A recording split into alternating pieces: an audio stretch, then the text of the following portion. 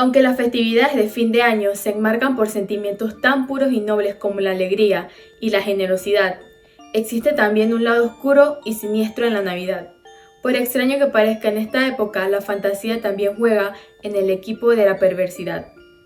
Siendo el mes más oscuro y frío del año, diciembre ha sido tradicionalmente una época de historias de terror. El siglo XIX está lleno de horrores de esta temática, especialmente historias de fantasmas. Y mucho antes de eso, las antiguas religiones y rituales paganos tenían figuras verdaderamente aterradoras. Aunque ahora se ha olvidado en gran medida, la práctica de reunirse alrededor del fuego para contar historias espeluznantes fue una tradición navideña victoriana popular durante muchos años. A continuación, les voy a estar relatando una recopilación de algunos de estos relatos que te quitarán el sueño en esta fría noche de Navidad. Hola amigos, bienvenidos a un nuevo video. En el video de hoy les voy a estar relatando 8 cuentos de terror inspirados en la Navidad. Así que sin más, comenzamos.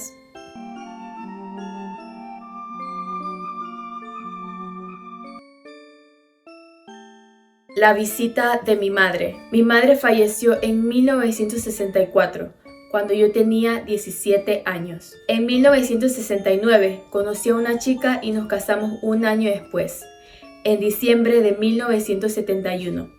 Estábamos esperando nuestro primer hijo. Vivíamos en una cabaña con una chimenea en la sala. Mi esposa y yo amamos la chimenea y la encendíamos todas las noches. Era la víspera de Navidad de 1971. Acabábamos de poner los regalos debajo del árbol y un bonito fuego emitía un hermoso resplandor. En el árbol, una cadena de luces que se suponía que debía parpadear se había detenido varios días antes. Faltaban 5 minutos para la medianoche cuando de repente la chimenea casi se apagó y la cadena de luces comenzó a parpadear. Mi esposa y yo estábamos sentados en el suelo y comenzó a sentirse mucho frío en la habitación. La mecedora se comenzó a mover. A pesar de la oscuridad, podía ver que alguien se mecía. Era mi madre. Mi esposa, que nunca conoció a mi madre, dijo que podía ver lo mismo, a una anciana sonriendo. El espíritu nunca habló, pero siguió mirándonos a mí y a mi esposa sonriendo. A las 12 de la noche, el fuego en la chimenea se encendió de nuevo y las luces del árbol dejaron de parpadear. Miré a la silla y el fantasma se había ido. El asesino de la lámpara. Tuve una visita inusual el día de Navidad de 2008 y estoy muy seguro de que no fue Santa Claus pasando por mi casa. El día comenzó de manera típica con la apertura de regalos alrededor del árbol de Navidad. Serví una cena de Navidad anticipada para familiares y amigos y todos se fueron a las 5 p.m. excepto mi hermana y mi cuñado que viven conmigo.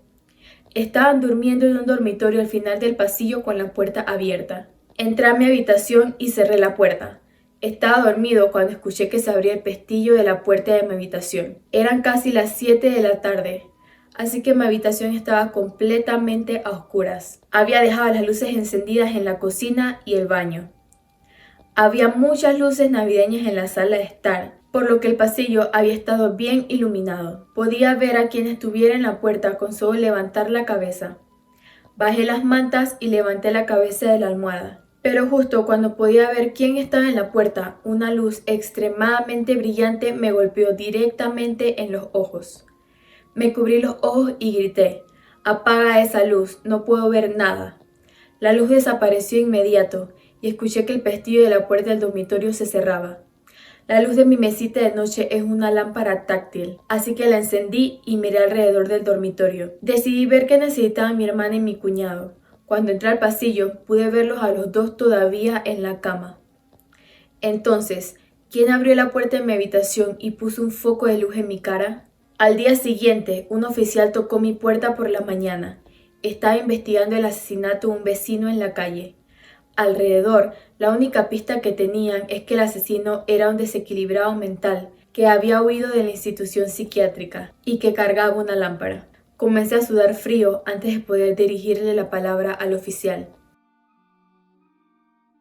La bruja estilista. Decidimos celebrar la Navidad en la casa de mi tía. Algunos miembros de mi familia estaban en la sala viendo televisión. Los niños jugaban en las habitaciones o dormían, y mi tío, mi tía y yo estábamos sentados en la mesa armando un rompecabezas.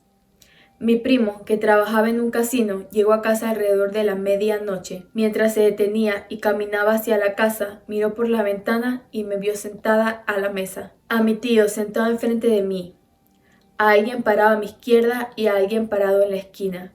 Así que continuó caminando hacia la casa sin pensar en ello. Al llegar, me miró y me preguntó que quién estaba parado al lado de mí hace unos minutos y quién estaba en la esquina. Me asusté un poco. Mi primo dijo que incluso le pareció ver cómo esta sombra jugaba con mi cabello. El horror comenzó cuando notamos que tenía todo el cabello hecho un nudo.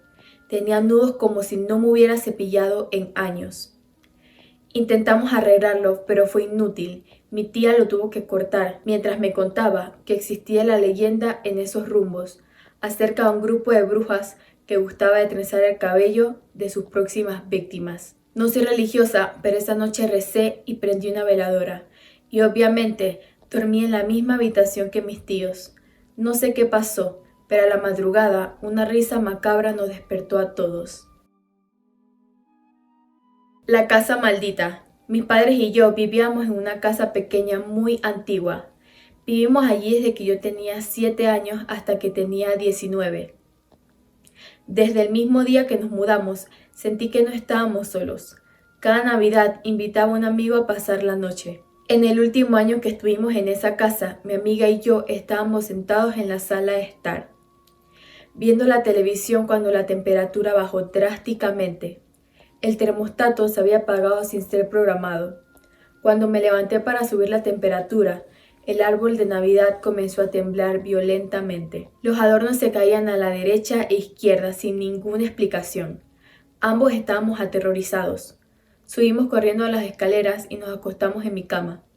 La puerta del cuarto estaba ligeramente abierta. Cuando miré hacia el pasillo oscuro, me horroricé al ver una figura alta y blanca corriendo por el pasillo.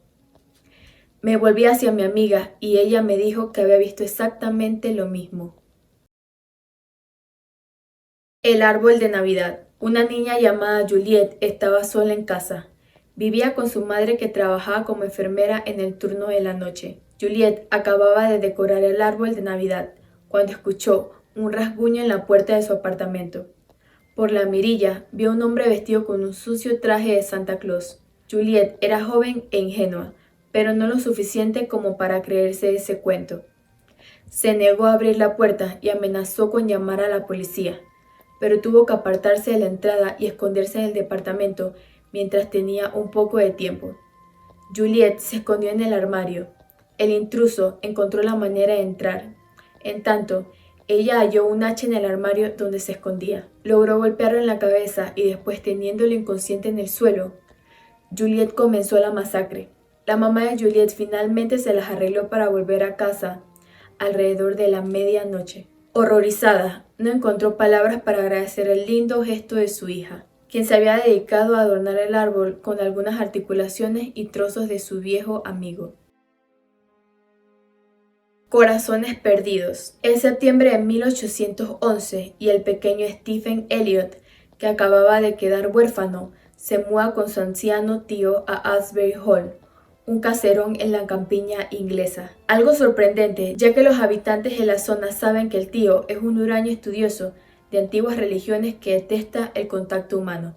¿Es un buen hombre e irá al cielo?, le pregunta Elliot a la sirvienta, la señora Bunch. Ella le cuenta que es el mejor de todos y le explica cómo hace muchos años adoptó primero a una niña, que desapareció sin dejar rastro antes de 3 semanas, y más tarde a un niño extranjero que se fumó con tanta rapidez que dejó su zanfona atrás. Esa misma noche, Elliot tiene un peculiar sueño.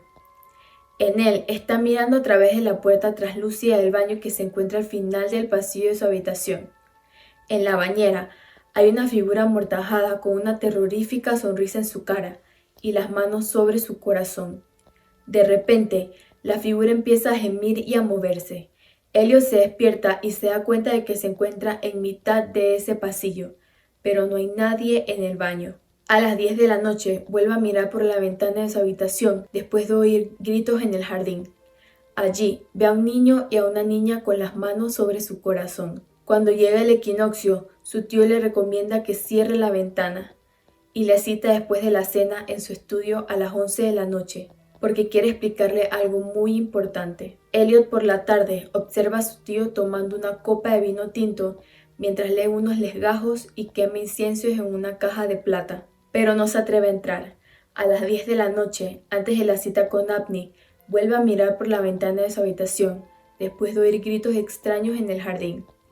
Allí ve a un niño y a una niña, los dos con las manos en su corazón. Asustado, corre a la habitación de su tío, donde tan solo escucha gritos y sonidos horribles. Abney aparece muerto con una herida en su pecho que deja al descubierto su corazón, y las autoridades locales dictaminan que su muerte se debe a un ataque de un animal salvaje que ha entrado por la ventana de su habitación. Sin embargo, cuando Elliot investiga los papeles de su tío, se encuentra con la verdadera razón de su muerte. Abney creía firmemente en que podía conseguir la vida eterna consumiendo los corazones de 3 niños. Para ello, debía extraerlos de las víctimas aún vivas, quemarlas y mezclarlas con vino. El primero era el de una niña gitana, cuyo corazón había sido arrancado en 1792. El segundo, el de un niño italiano en 1805, cuyos cadáveres había ocultado en la mansión. El corazón de Stephen debía ser el tercero en la macabra receta. Los bancos de la Catedral de Manchester. Mientras hojea un ejemplar de alrededor de 100 años de antigüedad de Gentleman Magazine, el narrador se topa con un curioso obituario. Se trata de John Haynes, el antiguo archidiácono de la Catedral de Barchester, muerto de manera violenta alrededor de un siglo antes, quizás asesinado por alguien inspirado por la obra de Shelley, Lord Byron y Voltaire. La única información que existe sobre Haynes es una caja jamás abierta desde 1834 y integrada por su hermana Leticia. Gracias a las cartas entregadas del diario presentes en ella, el narrador es capaz de reconstruir la historia del archidiácono. Este llega a Barchester en el año 1810 junto a su hermana y pronto pasa a ocupar el puesto que desempeñará hasta el final de su vida. Después de que el doctor Pulteney, su antecesor, muere a romperse el cuello tras caerse por las escaleras. Las entradas del diario de Haynes muestran pagos al tal J.L. a razón de 25 libras cada 4 meses. Curiosamente, la doncella de Haynes se llama Jane Lee. Después de 3 años como arquidiácono, Haynes decide por fin acudir a los servicios de la catedral. Descubre en el banco reservado para él 3 figuras construidas alrededor del año 700 por un tal John Austin. Un día, mientras dormía en su asiento, el arquidiácono roza la escultura del gato y siente una suavidad, como de áspero pelo y un rápido movimiento, como si la criatura se estuviese girando para morderlo. Cuando un amigo le visita, le explica que no aguanta que las sirvientas salgan a pasear por los pasillos después de medianoche. No es el único encuentro extraño que Haynes tiene en estas navidades. El 1 de enero escucha mientras duerme en su habitación una voz que le dice: «Déjame desearte un feliz año nuevo». En febrero, alguien lo llama a su puerta y pregunta: ¿puedo entrar? Pensando que es uno de sus criados, el religioso le responde que sí, pero no entra nadie. Aunque no puede dejar de sentir movimientos a su alrededor, cuando su amigo Allen le visita, le explica que su compañía es grata, pero que no aguanta la agitación que hay en la casa, especialmente que las sirvientas salgan a pasear por los pasillos después de la medianoche. Una noche tormentosa, los sirvientes encuentran muerto a Haynes, probablemente después de que una arruga de la alfombra le hubiese tropezado por las escaleras. Sin embargo, su cara estaba completamente desfigurada después de haber sido arañada violentamente. Un papel encontrado en la escultura del gato de una información adicional al lector, firmada por John Austin en 1699. Este relata uno de los sueños que tuvo. Cuando me encontraba en el bosque, en sangre fui bañado. Ahora estoy en la iglesia. Una maldición amenaza a todo aquel que toque la escultura. Si su mano está ensangrentada, morirá poco después. El guardavía, la única historia de la serie escrita por Charles Dickens, un clásico del terror publicado en el número navideño de 1866 de Mugby Junction, El relato comienza cuando un viajero pasa cerca de un túnel y saluda al guardavía con las palabras: oiga, allá abajo. Cuando se acerca a saludarlo, este parece asustado y no puede parar de mirar la luz roja del túnel.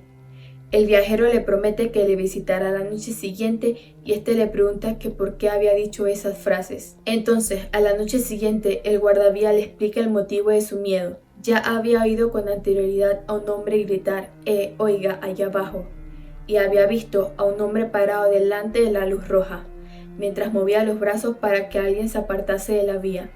Cuidado, por el amor de Dios, apártese.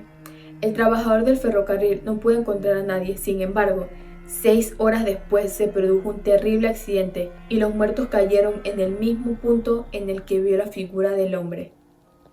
Apenas una semana antes, la misma figura había vuelto a aparecer en la vía haciendo lo mismo: alertar a alguien mientras se tapaba la cara, lo que lo llevaba a pensar que algo terrible estaba a punto de suceder. Sin embargo, no puede alertar a nadie por miedo a que lo tomen por chiflado. La noche siguiente, el viajero vuelve a dar un paso para reencontrarse con el guardavía. Cuando llega al cruce, ve a alguien haciendo gestos con su brazo. Sin embargo, no se trata de una aparición, sino que cuando se acerca descubre que el guardavía había sido atropellado por un tren. Sorprendentemente, este no se había apartado de la vía, sino que se había quedado ahí totalmente quieto. El conductor cuenta lo ocurrido. Cuando salió del túnel, vio al guardavía que no reaccionó al sonido de su bocina, así que le gritó: oiga, ahí abajo, cuidado, por el amor de Dios, apártese, antes de llevárselo por delante. Bueno, amigos, estos han sido todos los cuentos de terror con temática navideña que tengo hoy para ustedes. Si este video te gustó o te pareció interesante, no olvides suscribirte, darle like y compartírselo a todos tus amigos. Así apoyas mucho al canal y este video puede llegar a muchas más personas. Bye.